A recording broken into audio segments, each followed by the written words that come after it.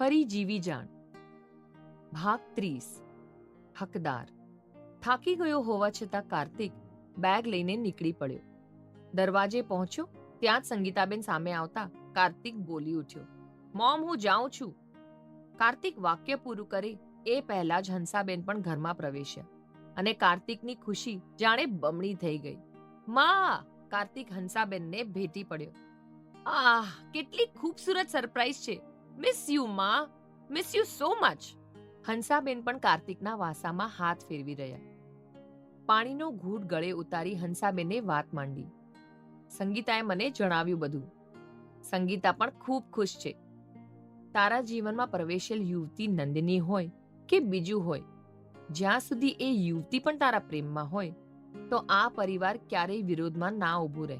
પણ હજુ નંદિનીએ તેની લાગણીઓ વ્યક્ત નથી કરી, એટલે હું જ્યાં સુધી નંદિનીનો જવાબ ન આવે ત્યાં સુધી કંઈ બન્યું જ નથી એમ વર્તવા માંગુ છું. નંદિની એક સ્વાભિમાની છોકરી છે. તેના માતા પિતાનું પ્રેમ લગ્ન હોવા છતાં અસફળ લગ્ન જીવન અને તેમની વચ્ચે થતા ઝઘડાઓની સાક્ષી રહેલ નંદિની, ભલે તેમના એ માતા પિતાનો પૂરતો પ્રેમ ન મળ્યો હોય, પણ નંદિનીએ પોતાએ પ્રેમ કર્યો ને તેને પોતાની જાતને કોઈ પણના સહારા વિના કાબિલ બનાવી, અને તે સૌથી સકારાત્મક ગુણ છે નંદિનીનો. પણ હવે તું પ્રવેશ્યો છે તેની જિંદગીમાં, તો જો એ તને પસંદ પણ કરતી હશે ને તો પણ તેને બતાવેલી તેની દુનિયામાં તને પ્રવેશ આપવો તેની માટે સહેલો નહીં હોય. ને જ્યાં સુધી નંદિની આ ઘરમાં છે ત્યાં સુધી હું નથી ઈચ્છતી કે એ કોઈ પણ કારણે દુઃખી થાય. તું સમજે છે ને હું શું કહેવા માંગુ છું?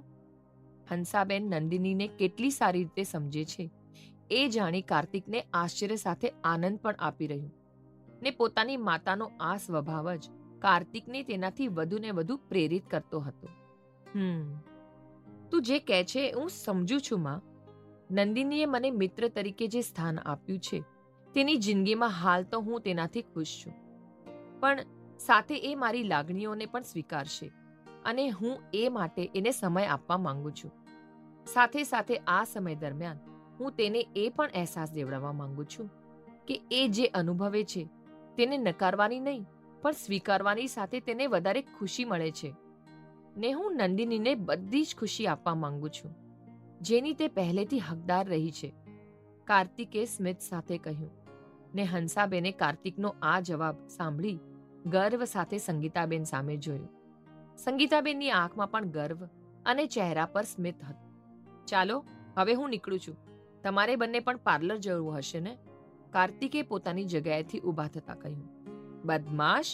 સંગીતાબેને હસતા હસતા કાર્તિકને ટપલી મારી, ને કાર્તિક સ્મિત સાથે બંને સહેલી જે દેરાણી જેઠાણીનો સંબંધ ધરાવતી હતી તેને એમ જ વાતો કરતા છોડી એ જતો રહ્યો.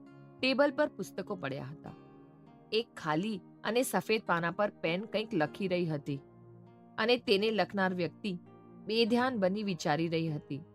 હું પ્રેમનો મતલબ પણ નથી સમજતી ને કાર્તિક મારી નજીક ને નજીક આવતો જાય છે. હું તેને રોકી પણ નથી શકતી. હું તેના માટે જે અનુભવું છું એ હું જાણું છું, પણ તેને જણાવી પણ નથી શકતી. ને ન જણાવવામાં જ મારી ભલાઈ છે. મારો કોઈ હક નથી એ શબ્દ લખવાનો જેનો હું મતલબ પણ નથી સમજતી. તો આ પ્રેમ મારાથી નહીં થાય. આજ સુધી મેં બધી જ સચ્ચાઈનો અને પરિસ્થિતિનો સામનો કર્યો છે, ડર્યા કે ભાગ્યા વિના, પણ આ વખતે મારે ભાગવું પડશે. કાર્તિક, તું સાચું કહેતો હતો. હું તારાથી ભાગી રહી છું. નંદિનીએ નિસાસો નાખ્યો અને સ્વસ્થ બની તો તેની નજર બેધ્યાનપણે તે જે લખી રહી હતી તેના પર પડી. પાના પર ઘૂંટાયેલા કાર્તિકના એ નામને જોઈને નંદિની ઝટકા સાથે પોતાની જગ્યાએથી ઊભી થઈ ગઈ. પોતાના વાળને પાછળ ધકેલી ઊંડા શ્વાસ ભરતી નંદિનીએ ટેબલ પર પડેલી એ કાર્તિકના નામની એ બુકને બંધ કરી દીધી. હે! સિદ્ધાર્થે પાછળથી આવતા કહ્યું. નંદિનીએ ઓળખતી જ ના હોય તેમ સિદ્ધાર્થ સામે જોયું ના જોયું કરી પોતાની જગ્યા પર પાછી બેસી ગઈ. સિદ્ધાર્થે પણ બાજુની ખાલી પડેલી ખુરશી ખેંચી ને બેસતા નંદિની લેપટોપ પર નજર કરી. આ શું છે? સિદ્ધાર્થે નંદિનીનું પ્રેઝન્ટેશન જોઈ રહ્યો. પ્રેઝન્ટેશન?